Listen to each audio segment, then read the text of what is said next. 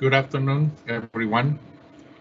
Welcome today to another interesting session we're going to share with you.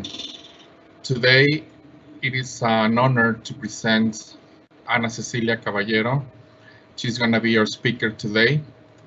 So on behalf of University of Dayton Publishing and Grupo SM, we really thank you for being here with us today. So let me introduce Ana. Ana Cecilia Caballero Madrigal was born in Los Mochis, Sinaloa. She is an English teacher by Cambridge University with ISOLT in Service Certification of Language Teaching. She's been in the education field for over 9 years, teaching English as a second language. Her main experience lays on elementary school grades from 1 to 6, but she has also taught students from higher education and professionals, all of them in formal and informal environment, focusing on personalized attention and inclusion.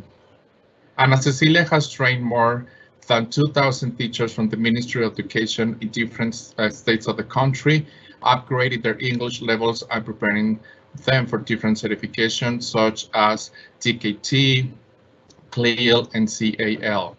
She's an oral examiner for Cambridge University, Young Learners, KED-PED, and FCE. As a freelance agent, she has collaborated with institutions such as International House and Certeca. She's interested in education in general, but special education is one of her greatest passions. She loves learning new things about human nature and care, psychology, and other fields. Thank you, Ana, for being here with us. Today, our topic is 21st century skills. So, Ana, please, you can start now. Thank you. Thank you, Abdel, for introducing me. Well, first of all, I want to thank you for being here, all the people who are connected. And well, I want to start with some questions that probably you feel related to. Well, right now we are in a moment of crisis, right? So I have those questions that probably make your brain move a little bit right now. Are you working from home? How have you felt in this change of way that we work right now? Because it happened to me. How is the situation affecting you in general? How do you think the situation that we're living right now is going to change the way that we are as teachers? How do you think COVID-19 is going to change the way that our students have been learning? If Abdel, if we have like some answers, even if it's just one word, I feel worried, I feel stressed, I would like to hear it, because I think it's very important that at the beginning we put our feelings here. Yes, Ana, we are waiting for our participants' comments on the chat. Feel free to participate. This is a workshop, so we really expect your participation. So meantime, Ana will share her presentation with us. I will read some of the questions or comments you have on the chat. Okay. So Ana, you can start sharing. And meantime, I'm going to read what people are saying. Thank you so much. Okay, so, well, let me tell you, from one teacher to another, I found this and I thought that it was really, really valuable. School is not closed for the year, the building is. If you listen closely, you can hear the hum of hardworking teachers, administrators, and support staff preparing to save the day in ways and means never seen before. Yes, we are broken-hearted, but these broken hearts will leave. I'm sorry, but this gets to me a lot. Yesterday when we, well, I received the news that we were going to stay home longer. It was hard. Honestly, it was hard. I miss my children, and well, I think it's just hard for everybody who is living different situations around, well, the world. Okay. Okay. I'm sorry. Just give me a second.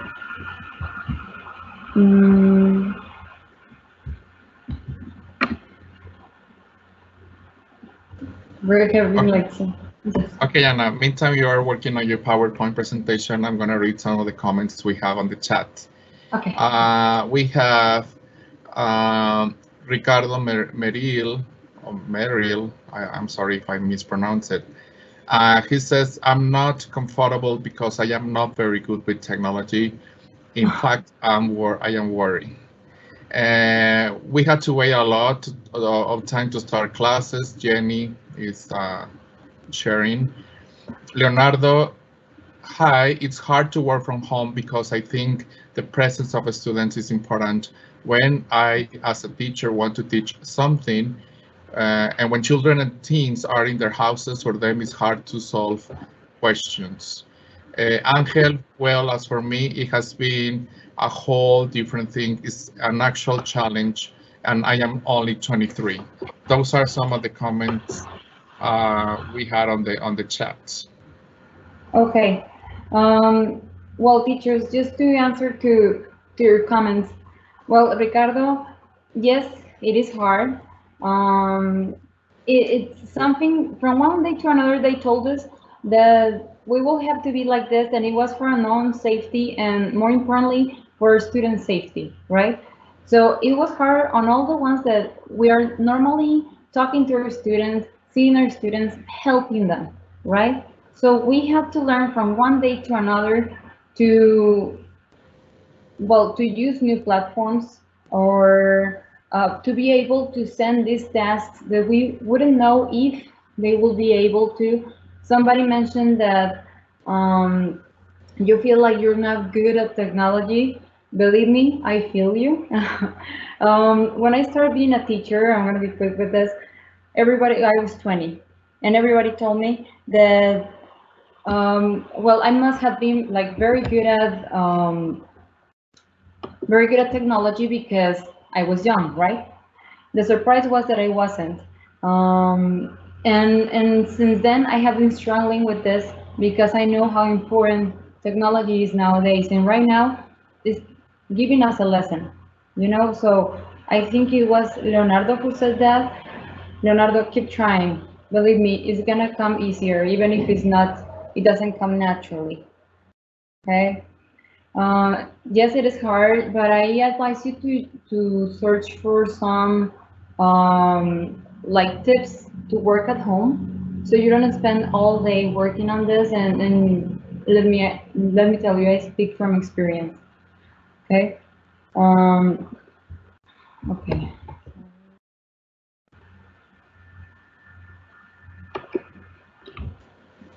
We had other comments, Anna, from Tatiana. She said, I miss my students. It's not the same doing online because we are not face to face and we don't actually face reality. Luis says, I'm worried, I'm desperate. Anna says, technology is sometimes difficult to deal with. What can we do to make students feel comfortable using technology? Okay.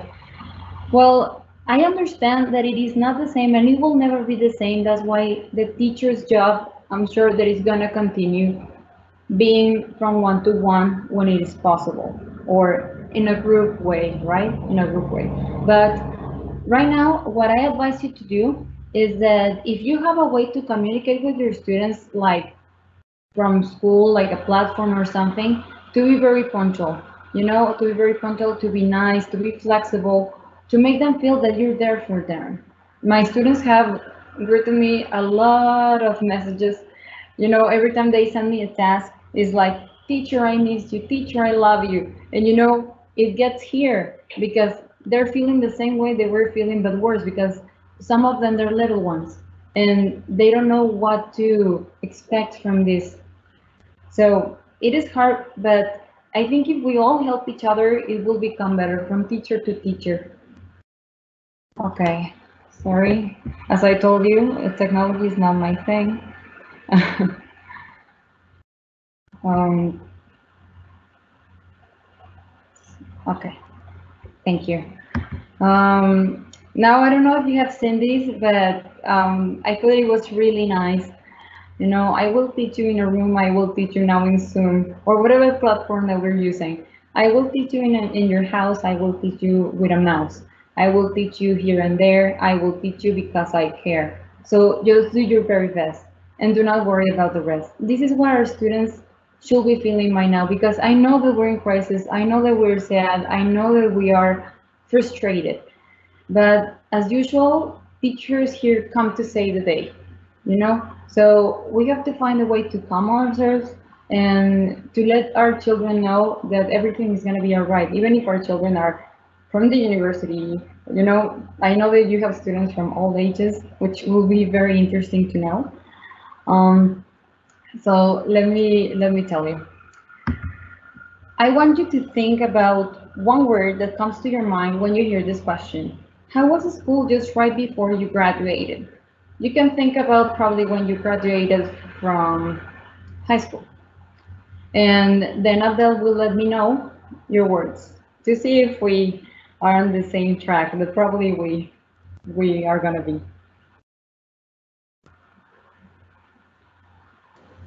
Yeah, we're gonna wait for the comments. Thank you. It's just one word, teacher, something that comes to your mind. For example, for me, it was hard. I'll tell you why in a few minutes. Okay. If you need more time to think about it and you can say it later, that's okay too, because I have another question for you guys. All right. So some of the comments we have on the chat is like, it was hard, also difficult. Another person says interesting. Another person says it was nice. Traditional, lack of technology, no emails, and fun. Sara Galvan says stressing. Catherine Prieto says it was very strict. Cynthia said, I always loved studying. It was easy for me. And knowledge, Beatriz says knowledge.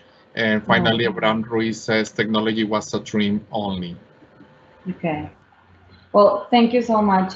I agree with most of you. Like, you know, I have a lot of feelings for school. I always liked school, but it was hard for me the last few years of high school. Now, we don't want our students to feel that way. So we're in 2020. How should school look in the year 2025? That's 5 years from now. As well, I ask you to use 1, 2 words or very concrete concepts for us to get your ideas, okay?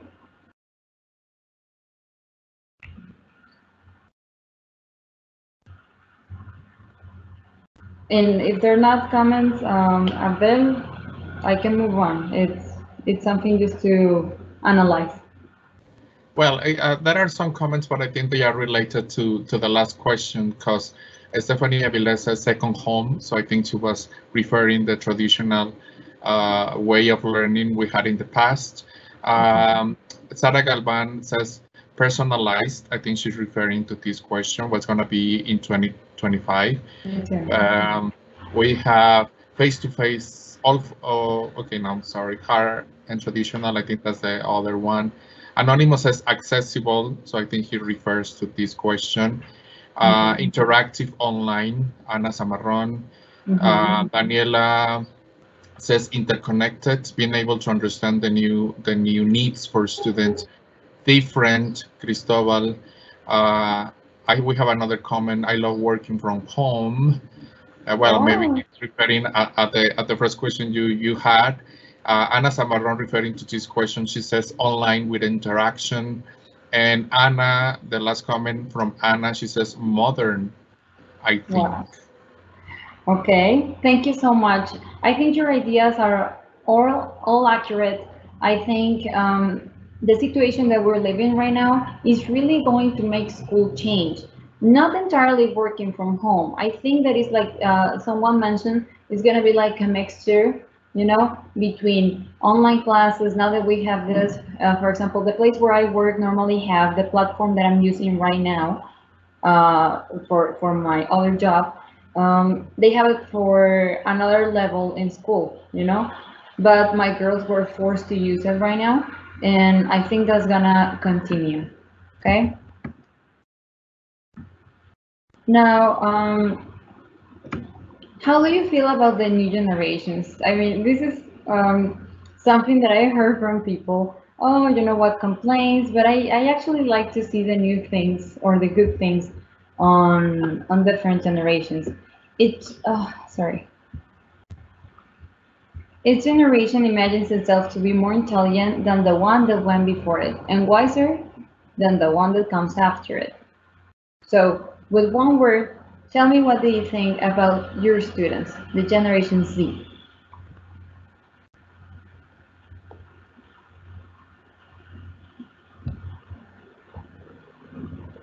No comment? Once again, we're waiting. I think it takes time for them to to write on the chat box.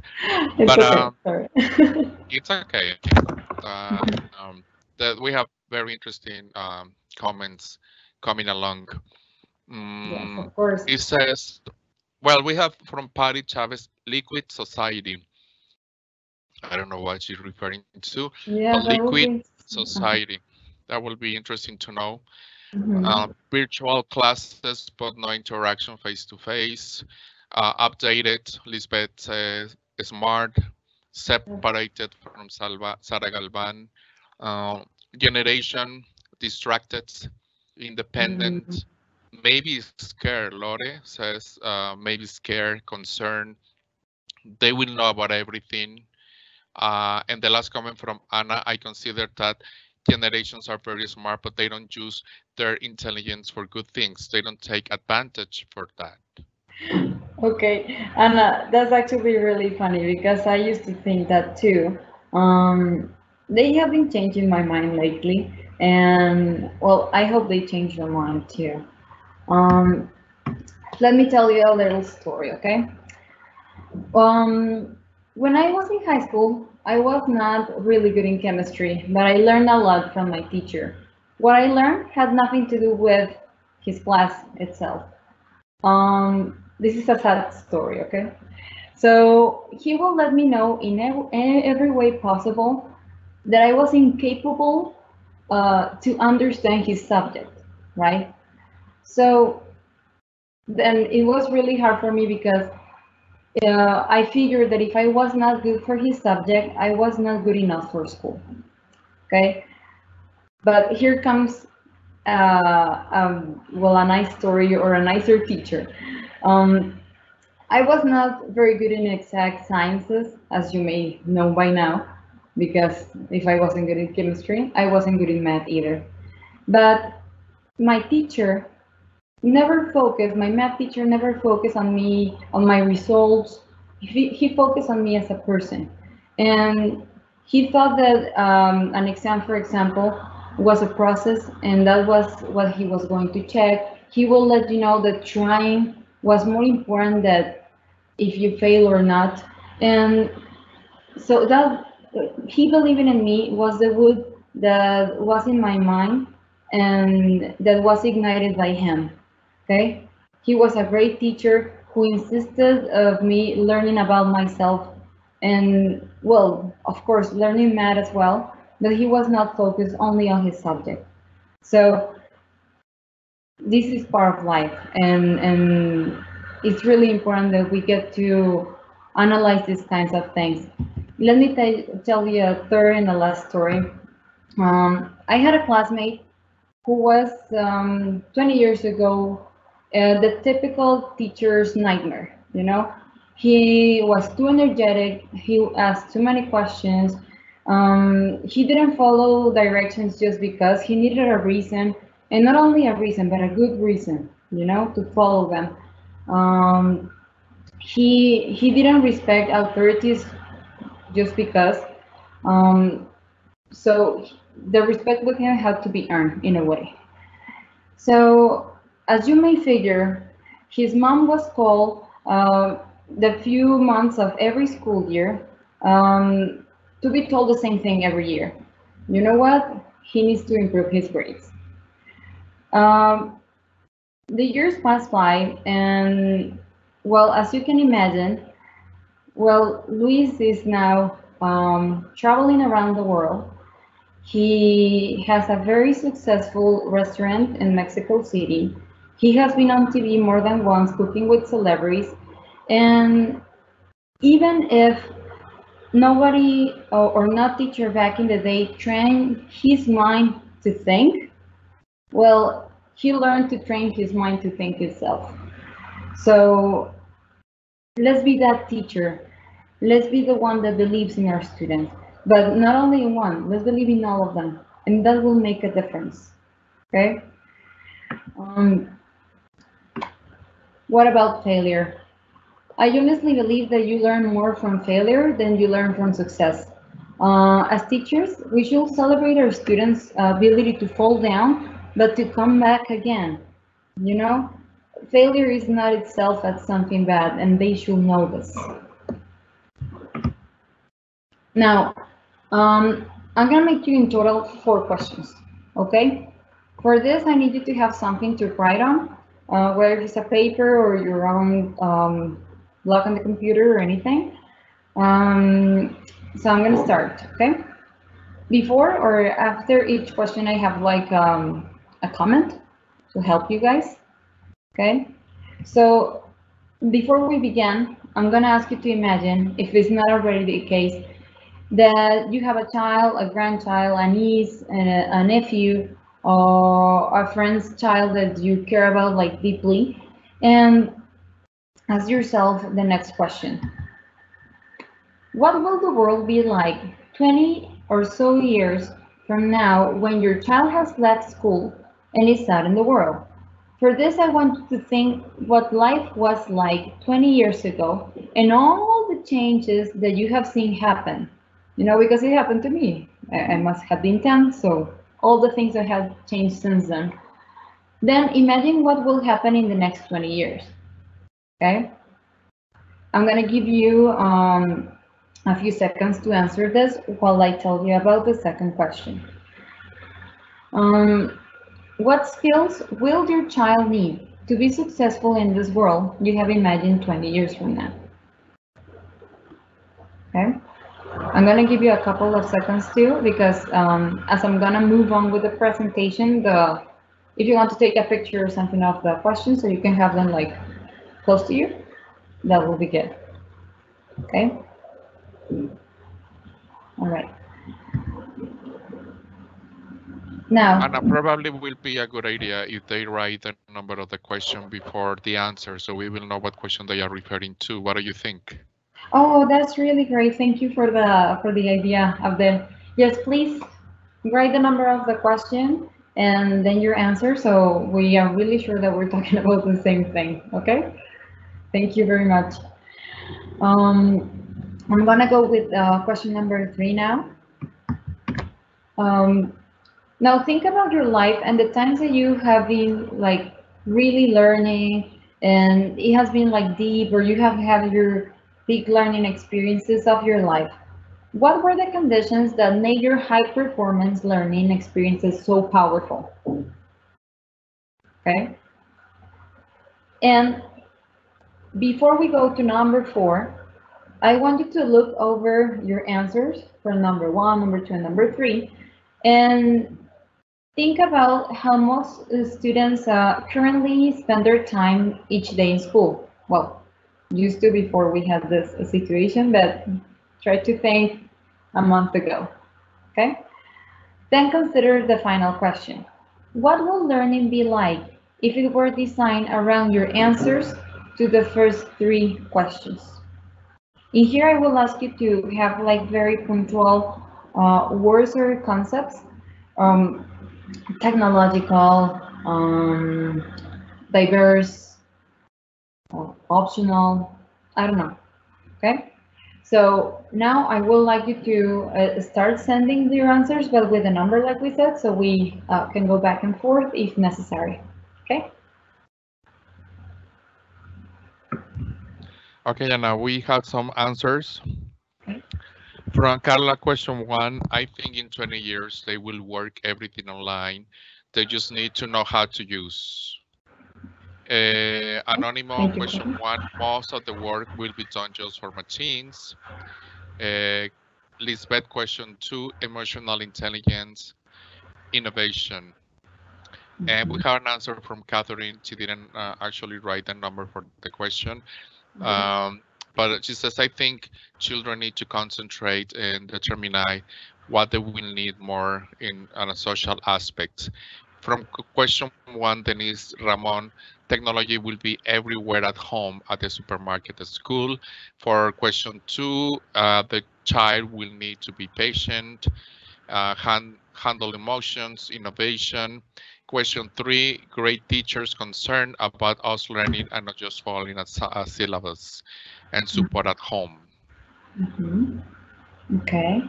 Yes, I think they're really interesting. There's actually not a way to know, but we can make our predictions based on what we have seen. 20 years ago, we would have never imagined that we could all be connected the way that we are right now. And as well, that we wouldn't be apart as we are right now because of the same way that is easy to be connected. Is something that is like back and forth and it gives you the opposite ideas. But I actually do agree with you guys. It's gonna be more technological. I think there's gonna be a better focus on emotional intelligence, like it was mentioned, because it has been proven more and more that this is something that people need to work on, no matter the age that they are or they have. It's something that is gonna pay off. Okay. I don't know, Abdel, if we got more answers for number 4, or if there are for other numbers, then that's okay too. Yeah, they are on the chat now. It says everything is going to be online, flying cars for question 1. Question 3, Ana Zamarron, make it useful for me and others. Pao, question 1, I believe their daily lives will be technology-based, more practical and automatic. Ana Zamarron, the question 2, they need to be solved. Sara Galvan has an answer for the 4 questions. For number 1, she said changeable and individual. For number 2, life skills such as leadership. For number 3, emotional conditions and patience. And question 4, learning will be ubiquitous. Well, I didn't understand that word, and based on digital sources. Okay. Thank you so much. Well, our predictions, I think they're very accurate, and they are obviously, well, on the same path that is going this workshop, right? Now, I have asked this question before many times. And as a whole of the 4-question exercise, that is this one, is a quick way for a group, that in this case is you guys and I, right? Collectively sketch like what the future learning will be like. And well, the theme remains the same. If we could have like a magic wand and instantly realize what the results of these questions were, the schools will be very different places. I think that, again, this situation that we're living right now is gonna automatically change a lot of things that probably had to be changed before and were not. Okay, for better or for worse, I think there's gonna be a lot of changes, and we'll have to adapt one more time, teachers. But let's keep going. What is your definition of 21st century teaching and learning? Please, again, with a few words, just comment on when you hear these words, 21st century teaching and learning, what do they mean to you? Okay.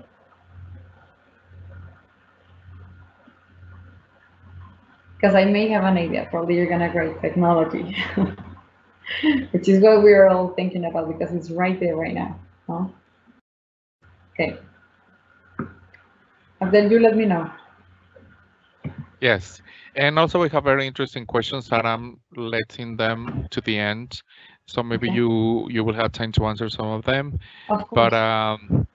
But we continue receiving comments from the 4 questions we had. Well, we had, I think, an answer from this question. Faye says we don't have to think this will happen in 20 years. We're living in now, and learning will change at the moment we come back to schools.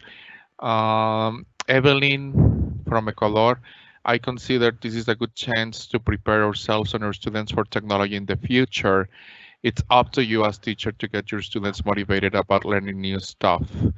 Ana Samarón include visual aids, development of abilities for life, including TICs, active learning. 21st century means learning to learn. Use online resources, challenges our lives around technology, creativity. Anonymous says independent learning, independent teaching, technology as the base of everything. And the last question will be from Marisela, teaching through all technological sources. Okay. Well, that was very interesting, you guys. I think that your students are lucky to have you, for real. I think also this is a very big opportunity that we have, because as I told you, I don't consider myself good at technology either, and I'm learning a lot. And I'm learning, you know, metacognition, because I want to be better for my students, and I know you want that too. If not, you wouldn't be here. Okay. So what have we been trying to do? Look at this puzzle. Okay. This puzzle is for us. It has 4 words. And I think you will agree that they're important words for teachers, okay? So let me tell you, it was really curious because I looked for the definition of education itself, although I know that we all know these words. And the 2 first definitions that came up were the following ones. The process of receiving and giving systematic instruction, especially at a school or university. And I thought that was very like flat, you know, probably old school. 2, an enlightening experience. So I thought, wow, that's something that I want, right? And I guess you want that too. And skill is the ability to do something well. So we're going to talk about the skills that our students need in order to succeed in this 21st century and whatever is coming, because we're preparing our students for jobs that don't even exist yet, okay? Vision is defined as the ability to imagine how a society could develop in the future and to plan for this. Isn't that what we do every day? Interest, well, we know our students, we know their formal and informal ways to learn. We know the kind of books they read, we know the sports they like, we know things about their family that they share with us. To sum up, we know our students. So without special formulas or magic ones, this is what we have been doing with what we have, okay? So I think, well, this is an opportunity for us to go back and see that what we have been doing is not wrong either, okay? Now it's trivia time. I'm gonna give you 4 questions, okay? I want you to prepare in a place where you can write. As well, like we have been working, I want you, if you're gonna ask, if you're gonna answer directly in the chat, I'm gonna ask you to set the number first, and then just answer as briefly as you can and like very concise, okay? Here are the 4 questions. How many skills have been chosen to be the 21st century skills? In how many groups are they classified? What are the names of the groups? And is the use of technology and electronic devices the main focus on the 21st century skills? Okay. So I want you to answer as honestly as you can. Nothing will happen if you don't know the answer. You're here to learn, okay? And I love that I use it every day in my classes, and I use it as a student as well, because as a teacher, I never stop learning, okay? So Adele, as soon as you start seeing comments, like answers on this, I'm not gonna say if they're correct or not. I'm just gonna wait for like a minute, and then I'm gonna just give them the answers so they can check themselves, okay? Okay, Anna. We are receiving some comments, but Okay. I think they're thinking, because those are hard questions. I know. Anna I know. Anna for number 1 says 4. That is the only question we have so far.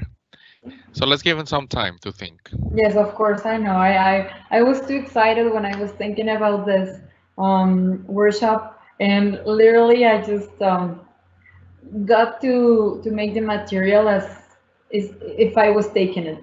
So probably yes, I got too excited. We're glad to know. They're still writing, so Yes, don't thinking worry. time. Thinking time. Thinking time first, of course.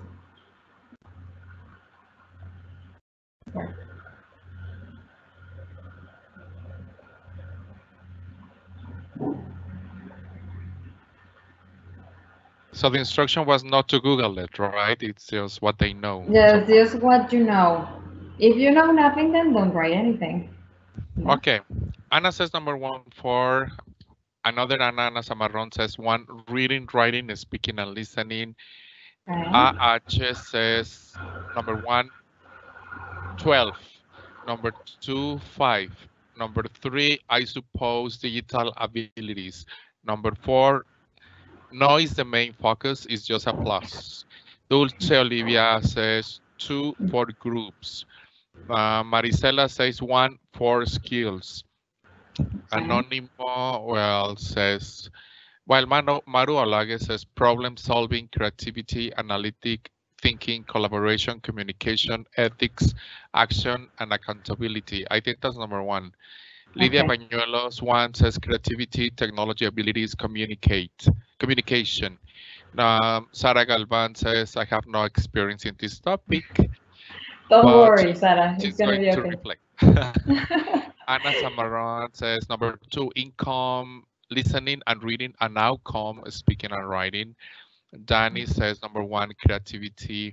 Marisela number 2, creativity, innovation, anonymous reading and writing skills. Paideia, I'm sorry if I mispronounce it, it's hard. Paideia says, how can we improve the attention? That's a question. I think we're gonna leave it at the end. At the end. Anonymous says, 1, creativity, collaboration, communication, social skills. And I think number 4, 4 skills, 2 groups, reading and writing and listening and speaking. Marta says hard and soft skills. Number 2, Anonymous says 3 groups. And the last answer from Cynthia is number 2, 3. Okay. Well, thank you of that. I'm very glad to hear that you guys got to have like a lot of right answers. Okay. We are not experts on the topic, but hopefully after this, we're gonna become experts. And I'm gonna tell you what the answers are now, okay? All right. Some of you said there are 12, correct. They're classified in 3 groups, correct. I think nobody got to get the groups correct, but it doesn't matter. We're gonna learn about them today. Learning skills, literacy skills, and life skills, okay?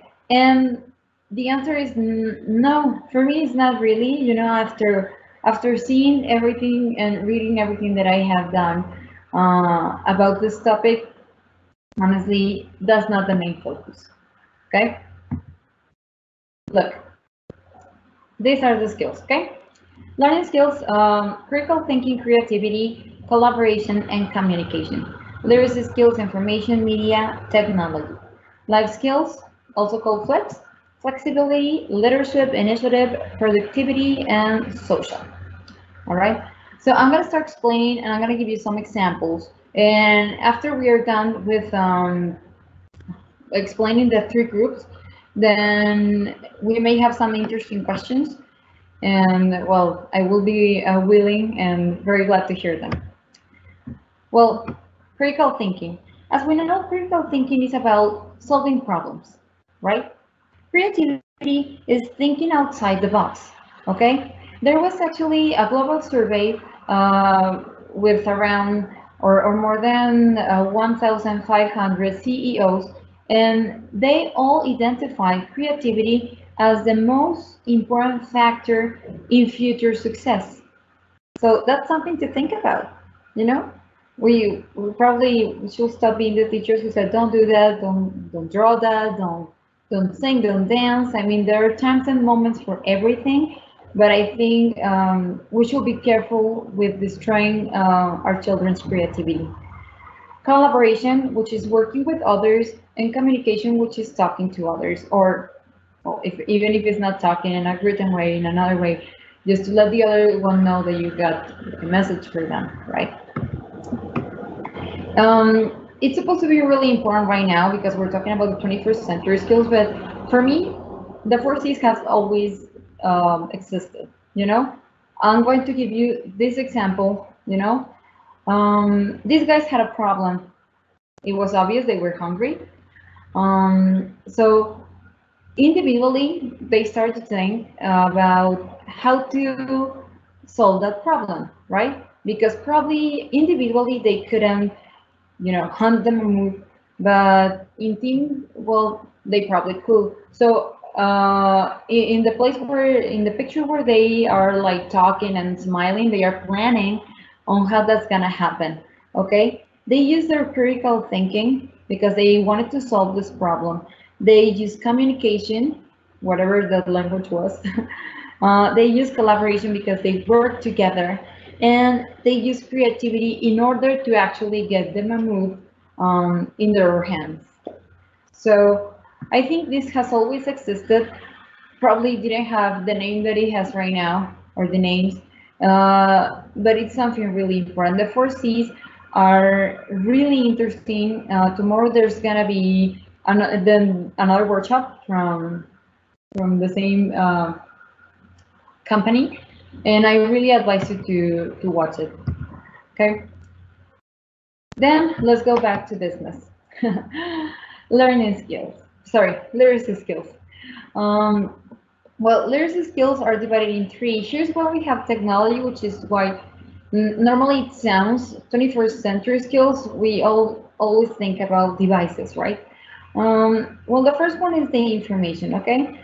Is when we as individuals get to understand what is actually being said to us, whether if it's online or not, okay? But in a written form or on a text form. Well, in the media, we are able to decide if the information that we got is reliable or not. And this, I want to tell you that it's really important. Why? Because we are living in an era where every piece of information is in our fingertips, okay?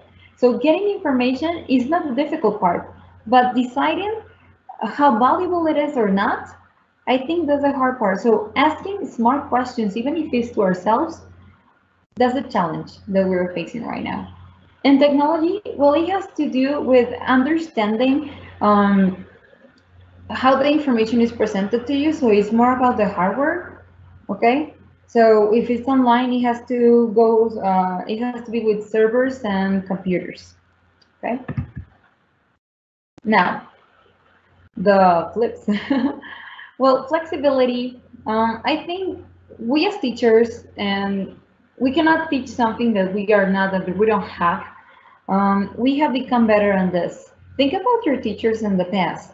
I mean, most of my teachers were not really flexible, but now we're trying to be in things that are not going to affect us in the long haul, okay? So it's about the ability of changing your plans in order to have something good, okay? Leadership, well, like the word says, it is to involve the people who are around you, or the ones that you chose as your team, to make something, motivate them to accomplish their objectives. Initiative is actually having or starting projects, yeah. Productivity, to be efficient in what we do.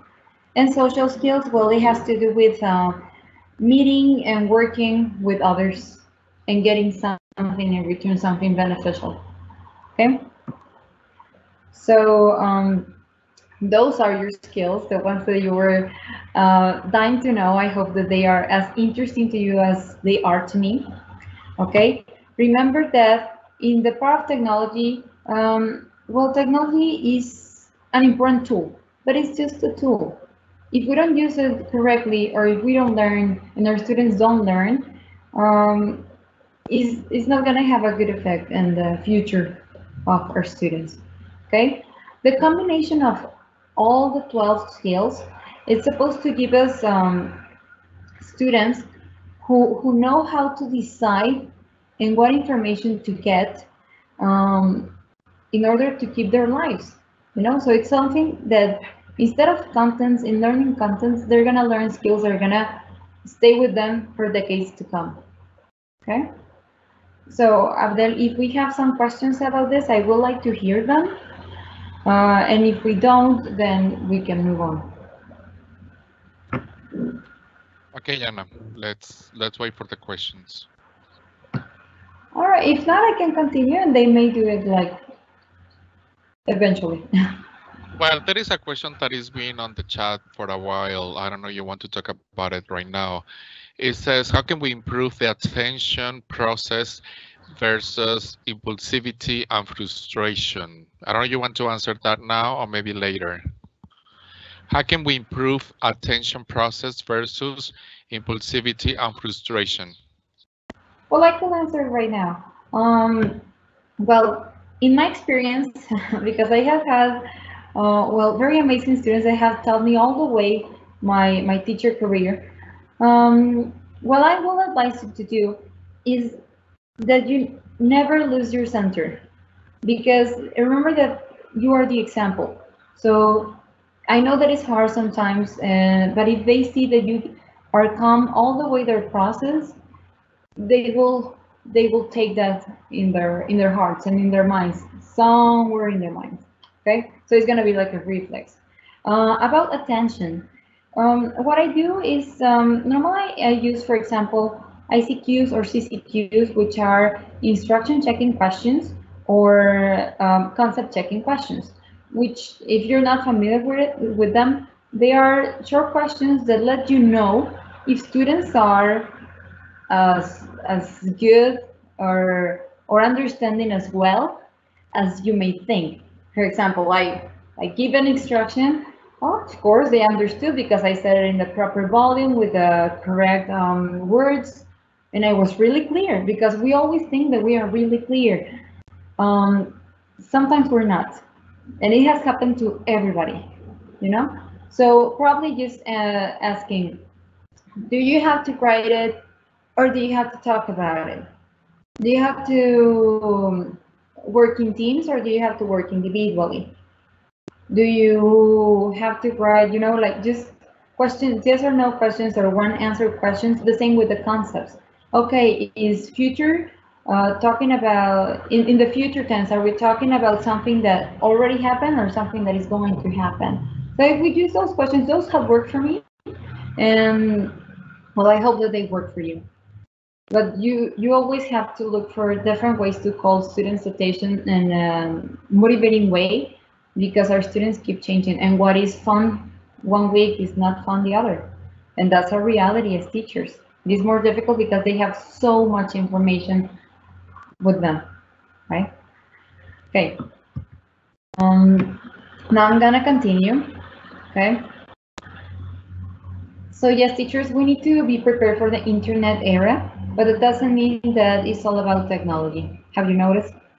If acquiring and retaining information are no longer the fundamental goals of the educational system, there are serious implications for our beliefs about learning, teaching, and the role of students, teachers, and schools. And that's what's coming next. Okay, we're gonna talk about the different roles that we have, the ones that we had as students, the ones that we have now as teachers, and in the time of your career, how this has changed. Okay, because I read something about Piaget and that inspired me. Are we forming children capable of only learning that which is already known, or should we try to develop creative and innovative minds capable of discovering throughout life? Okay, so look at this picture. Unfortunately, that probably was really similar to us as students, wasn't it? Do you feel related when you see this picture? I mean, literally my chemistry book, you're gonna think that I was traumatized or something, but my chemistry book was this white, you know? So I never got to understand a word of it, but I obviously needed to read it from the first page to the last without understanding a word, because I had problems with that subject. It was the same with physics. It was the same with logic, you know, the subject. So it was really hard. So I literally, most of my time in high school, I felt like this. Okay. Now, we're gonna go to the students in the 21st century. I want to know if you saw the difference. You know, I'm gonna go back, and then I'm gonna keep ahead. Okay. If you use one word, what word will you describe to say what the difference is? Of you can use one word for one and the other for the other picture, you know? Like boring, fun, even if they are not antonyms, you know? But just what the picture transmits to you. Yeah. Okay. Abdel, if there's something, then. Okay, not yet, but let's give it some time. So the instruction is to write an adjective or a concept versus the other one. So Exactly. a comparison, right? Yes, but it's really quick. Yes.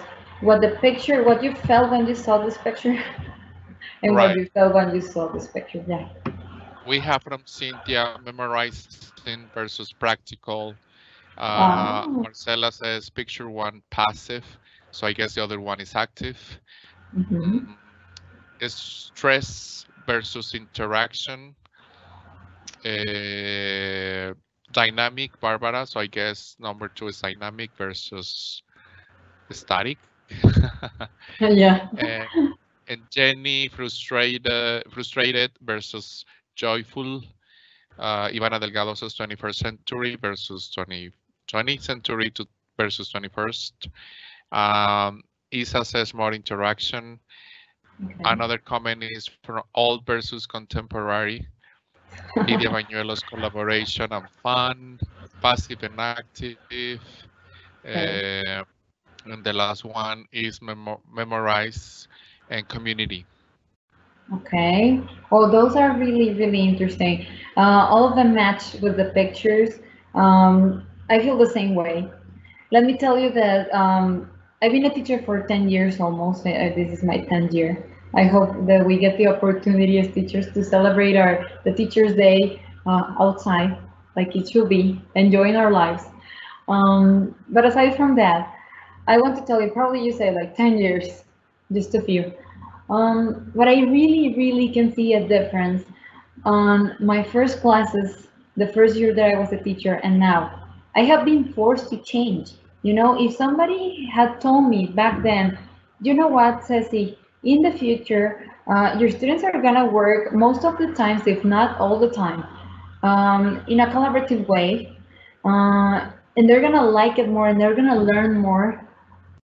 They're not gonna sit in rows anymore.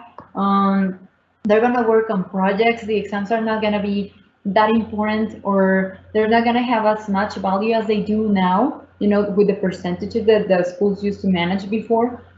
I wouldn't have believed it, you know. I will think that somebody was messing with me because it sounded like impossible. That's the word. But that's the reality right now, you know. When my students see that I have assigned the classroom in rows, they automatically get scared because they think they're gonna have a quiz, and normally that's the reason why they are separated. But normally they are together, they're working, they're learning from each other, and I have reinforced this idea that I had, that they learn more from peer to peer than they do from me. You know, even if I explain the same, or they do the same with the same words that I use, they learn from each other. And it's like, it's part of the flexibility as a teacher to get along with them, you know, to not get mad. It's not that they are not listening to you, it's that they understand each other better. They are the same age, you know, they have the same interests, and they are in the same era, which we are right now as well, but we are living in a different time for us. So now I have some questions for this. Look at the picture. Does it look like your teachers back when you were a student? Does it look like the beginning of your time as a teacher? Like I told you, for me 10 years ago, yes, it looked like that, kind of. I hope that the kid was not asleep, the one on the first row, but I have no way to tell. No, I'm just kidding. It didn't happen. And the third question is the most important one. Does it look like you a couple of weeks ago? If it does, I think you have something to rethink. I know that sometimes it is difficult to rearrange your classroom because some of you teach secondary or junior high or high school, and it is difficult for a brief moment to change everything that is in the classroom. But that's not the only thing. I mean, the teacher is giving the back to the students. She's just great, and she's not attentive to them. So let's think about this. Let me tell you about something really interesting. I found this. This was made on 1989 by the National Board for Professional Teaching Standards for the 20th century. If you read them closely, I think that you may feel like you do all those things. It doesn't feel like something different that you're doing now, you know? You're committed to your students, you know the subjects you teach and how you teach them, okay? You are responsible for managing and monitoring students' learning, and you think systematically about their practice and learn from experience. And well, you are a member, or you're a member of learning communities. Okay, it sounds like it's something that we already have under our sleeve, right? But there are some differences in what is expected about a 21st century teacher. Okay, and well, probably there are a lot of words, you know. In the 20th century, probably was expected from us as teachers to teach, just teach. Right now, we have been changing that word teach for coaching, nurturing, inspire, and so many other more that you have in here. You know, we need to facilitate, we need to guide, we need to observe, we need to question, we need to listen. You know, as teachers, we have so many valuable roles, and believe me, they're making a difference with your students. Okay. These are the characteristics that are expected of the 21st century teacher, okay? They're supposed to facilitate and inspire student learning and creativity, maximize potential, you know, in general, learning in multiple modalities. It goes again to us, the ones that we don't think we are that good in technology. Technology is not the only thing, okay? I go back in my mind to the 4 C's, okay, and I read somewhere that there was even a 5th and a 6th C, which were not official, of course, but they are really good, you know. The 5th C is for choice, because you as an adult, you like having choices, right? Imagine as a student, when you get to a classroom, and you get to accomplish the same objective or the same goal, but you have a menu, okay? It's not only this activity because I say so, but you have 3 different activities in which you can show me what you have been learning or what you have been practicing, and that's really good. And as I told you, it does not always have to be with technology. It's not related, you know. Work as effective member of learning teams. Okay, right now we have more opportunities as teachers, like you're taking the opportunity right now to access to this workshop or webinar, and we have more options as well. So it's better for us. Improve students' engagement and achievement. You guys were asking me about attention. I know that engaging your students is very difficult now. It's a big challenge, but it doesn't mean that it's impossible, you know? Co-create new learning opportunities. Honestly, I learn a lot from my teachers, from the teachers that are around me, more than probably I have learned from books. So always look for that opportunity to learn from others and then to create with your students learning opportunities. Use data to support students' learning and program improvements. Be lifelong learners. As I told you before, as a teacher, you never stop learning. Probably people who are not teachers do not understand this quite well, but because my friends who are not teachers, they don't understand why always I want to continue studying or keep reading, or why I feel so proud about being a teacher. I feel inspired and I feel motivated, and I think you guys are here because you felt the same calling, right? Be global educators. We have to know what's happening out there and how other teachers are doing it as well. Work with policy leaders as change agents. Okay. I think, well, good teaching is good teaching, no matter in what century you live in. I think that even if the tools have changed from one century to another, it's still the same, the opportunities are still the same as we continue having like a positive attitude, commitment, learning, enthusiasm. I think it's still there. We still focus on our students the same way, and perhaps effective teaching is timeless, and yet evolves with the tools of the times. That's what we're living right now. Probably teachers who retired 10 years ago are not feeling right now what we're feeling. I have to learn about this. I have to download more apps. I have to create accounts for my students to use this app or the other one. They didn't live through that, but we are living through that. It's not gonna be bad, on the opposite. We're gonna learn a lot, and it's gonna make us better teachers. I'm sure of that. Abdel, are there any comments right now of what I have been explaining?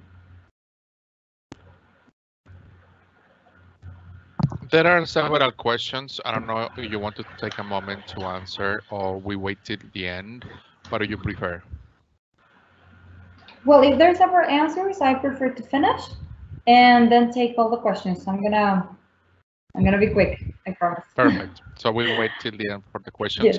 We have just a comment from Anonimo. He says, I think we need to leave our kids to teach and guide us too. Wow.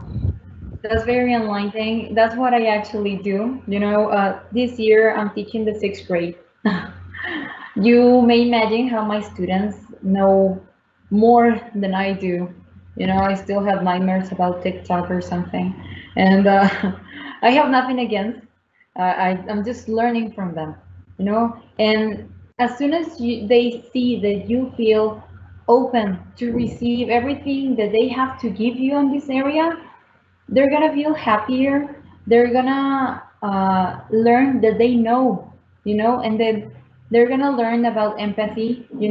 Sometimes they don't understand grammar, for example, which is something that normally teachers were very good at, or we can explain really well, and they're gonna feel like we're not perfect either, and we're learning as well. So that there's nothing wrong with that. They actually like it, and they have a very good attitude towards this.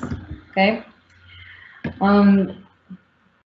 This I found, and I thought that it was a good opportunity to share it. The teacher's place in the society is of vital importance. So don't worry, teachers, our jobs are not gonna disappear. He acts as the pivot for the transmission of intellectual skills from generation to generation, which is what we're doing right now. We're not focusing on content, we're focusing on skills, okay? And it helps to keep the lamp of civilization burning. Teachers teach from the heart. And if we keep doing that, that's what we're gonna leave in our students, okay? So I'm about to finish, and I want to share this with you, that whatever changes may come, as long as we have these 3 things, I think we're gonna be okay, teachers. We got passion, we have love, and we got caring. Okay, passion. If we take our job as not a job, and I got the following quote: "It's not my work, it is my passion." Okay. We could see how lucky we are that we got to have the calling of being teachers. I think most of us saying, yeah, but I'm not going to become a millionaire. I think we know this part, the economical part, and that's not the issue. The thing is that we got to receive the calling, we got to fall in love with our jobs, and we got to deliver a lot by the passion that we feel for it. Okay. Love, I think only teachers, and I'm talking to you guys, we can only understand the kind of love that we have for students, in which we sometimes look as, or they see us as the bad guys on the story, but all the decisions that are difficult, they are made from the heart. They are made because we want them to be better, because we want them to become good people in the future. So sometimes it is difficult because we get to have the reactions and we get to feel sad, or we get to feel frustrated, but it is important that we keep acting out of love. And last but not least, we got caring. Okay, going back to my high school years, I honestly can tell you that I don't remember a single equation that I made in my math class. Sorry, Professor Carlos, but I didn't learn a thing. Or I learned in that moment, but I forgot. I never got to use them again. Okay? But since I don't remember that, I can tell you that I do remember crying in the hall, and the teacher, Professor Carlos, approaching to me and asking me what was wrong. And that's what your students are going to remember. At the end of the day, in a few years, in 20 years, I remember in my teacher, well, it's more than 10 years, but I also remember other teachers. He was just the best one that I had, and I am really thankful with him. They are gonna remember when you were there to listen, when you were there to help, when you were there to get to know them, and what you did to make them feel safe. Okay, let's remember that unfortunately not all of our students feel safe at home, and that's something that we need to have in our minds every time that we get to lose control, because we're humans and we are entitled to do it too, but we have to be extra careful because we are dealing with lives. Okay, probably if we have another kind of job, we wouldn't be having this problem, which is not a problem. I love it, and I know you love it too. Okay, so teachers, that's it from me. Abdel, if it's okay, I can project the survey and we can start with the questions, if that's okay with you. That's okay, Jana. Thank you for helping us with the survey, and actually the link is also on the chat box. Okay. I think the most interesting questions I found are, first of all, related with technology. One question we had says, how can we apply 21st century skills with lack of technology, or very little technology in our classrooms? Okay, I was expecting that question. Not in a bad way, the opposite. Look, you can, if you have no technology, you have little technology, you can focus on the other skills. Okay, we got the 4Cs and we got the flips, which are the life skills and the learning skills. So my advice will be focus on that, and try to give them information that you think that will might be interesting to them. You know, I'm a fan of always changing like the context of things in order to let my students understand better and to learn more without them knowing. So if they like superheroes, then talk about superheroes, project about superheroes. It doesn't matter if or prepare something that has to do with something that they are interested in, even if they have no technology. Probably the situation will change eventually, and then you will have the opportunity to work with technology directly, or they will. And well, they're going to be prepared because you will already have the other skills. Okay. Another interesting question is about little kids, kindergarten kids. How can we apply 21st century skills to younger ones? Okay, well, first of all, I respect you a lot. I haven't taught kindergarten. I'm afraid of little kids. In a good way, I think they are too complex. So I do respect every teacher, but I respect the kindergarten teachers more. Well, it's every activity can be leveled up to your students. Okay, for example, the other day my students were making a documentary about how to take care of a body system that they chose and an activity that they chose that had to do with the body system, right? So probably if they cannot do that because they don't know how to read, they are learning how to talk. For example, if you teach English, which I imagine you do, well, it's more difficult, right? But it is not impossible. Why? Because they can communicate, they can work collaboratively, they can create, of course. I think that's something that I love about little children, toddlers almost, that they have their creativity is this big, is too big. So that you have that on your side. They solve problems. Believe it or not, they solve problems, and I think you have seen that. And you can start developing well these areas which are the flips. Flexibility. Okay, you have to understand that probably Tomasito is not gonna. This is not gonna be like you wanted to, but there's another option. Leadership. You start seeing how some students get to be leaders for others, even if they are that young. Okay, they have initiative sometimes. That's something that they keep developing through the years. Productivity, I think they can be totally like efficient and start knowing when they are wasting their time. And their social skills, I think this is kindergarten is the place where they start developing for real their social skills. Okay, and they learn and they remember. I used to have fifth grader group that were only girls, and they used to remember what they did in kindergarten and how they used to fight for real. And I was like, wow, what a great memory ability they have, because I don't remember what I did yesterday. But I think they can all be leveled up. About the literacy, they cannot understand what is actually being said, but they can understand pictures. Okay, so you can start working with that. It's something that is on their level. They might not decide right now, but you're gonna start, working on that area if the source is reliable or not.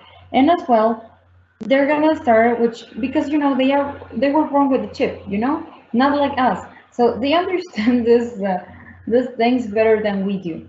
So I think they can actually start practicing most of the skills, and the ones that you don't feel that they are appropriate to their age, just don't do them right now.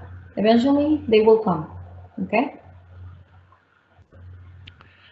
Another question we have for you, Anna, it's they really admire your passion, and it seems you are a very good teacher. So the question is, how do you keep the passion alive? Well, oh, that's a really interesting question.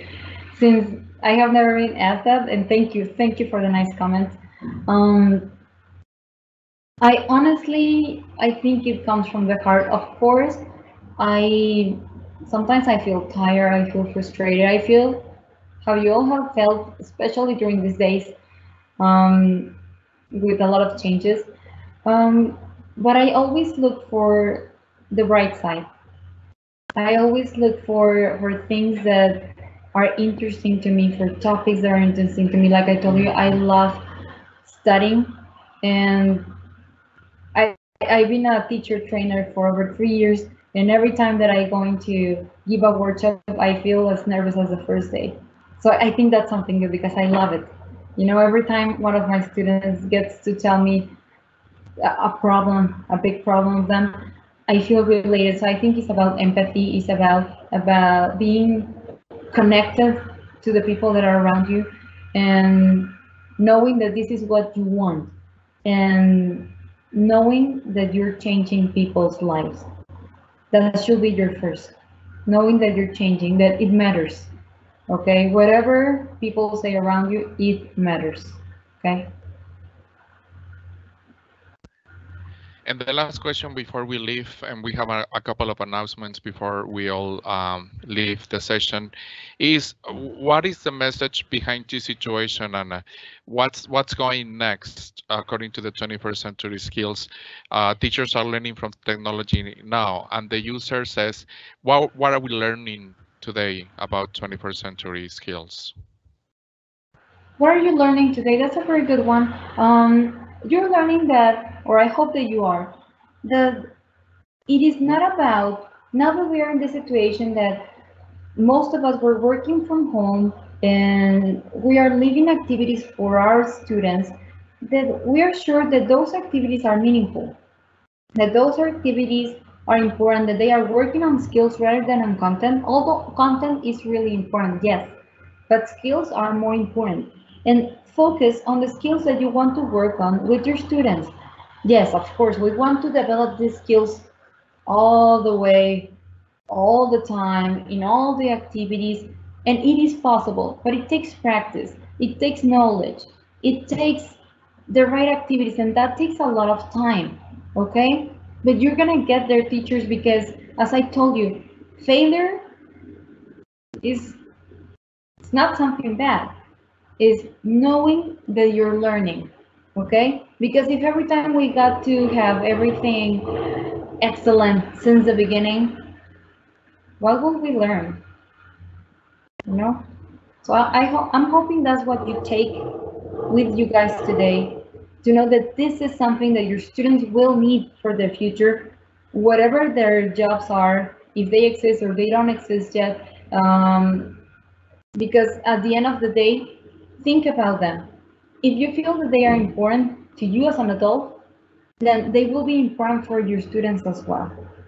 As I told you, they have been existing since the beginning of times with the people who were hunting the mammoth, but right now they are giving them more importance.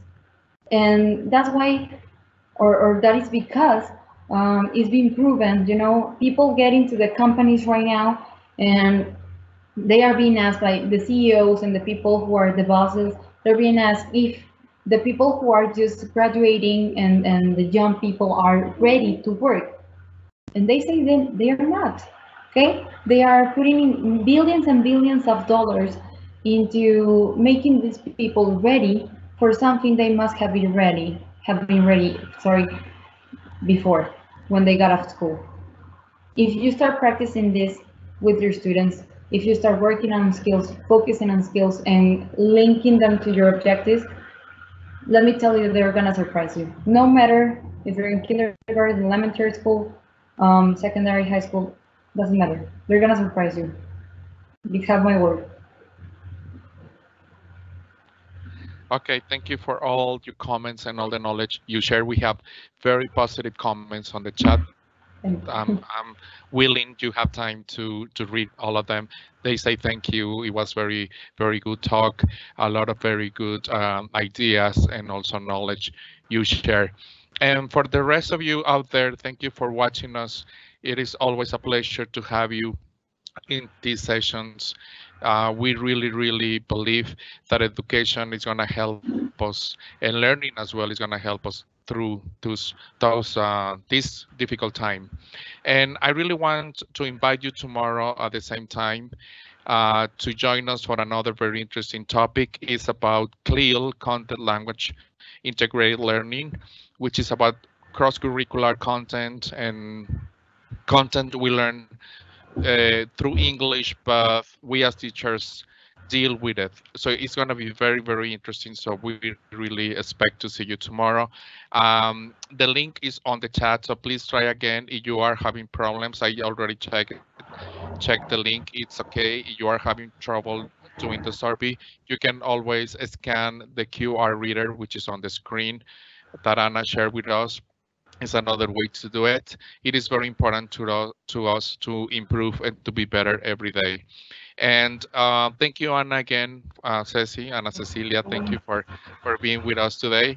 And well, be safe and have a nice day, everyone. Thank you. Thank you.